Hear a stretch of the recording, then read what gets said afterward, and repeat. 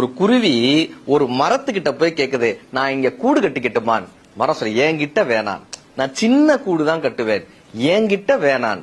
இல்ல நான் ரொம்ப வெயிட் எல்லாம் கிடையாது, நான் சின்னதா ஒரு கூடு கட்டி, என்கிட்ட நீ கூடு கட்டாத, வேற ஏதாவது ஒரு மரத்தை போய் பாரு, என்கிட்ட வேணான்னு அந்த மரம் சொல்லுது. இப்ப இந்த குருவி ரொம்ப வருத்தத்தோட இன்னொரு மரத்துல போய் கூடு கட்டுது.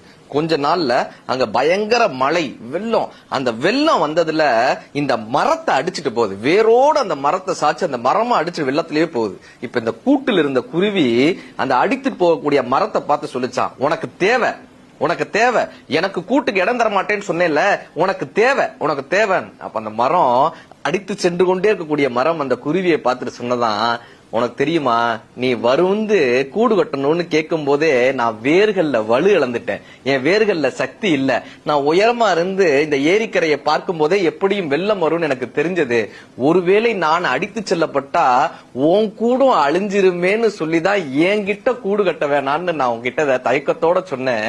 உனக்கு வேணான்னு சொல்றதுக்காக இல்ல, நான் வலுவிழந்துட்டேன்ற காரணத்தினாலும் என்னால் நீ அழிந்து விடக்கூடாதுன்ற காரணத்தினாலும் தான் நான் வேணான்னு சொன்னேன்னு அந்த மரம் சொன்னிச்சாங்க. என்னைக்குமே ஒரு பிரச்சனை வரும்போது அடுத்தவர்கள் பக்கம் இருக்கக்கூடிய நியாயங்களை புரிந்து கொள்ள முயற்சி செய்யுங்கள்.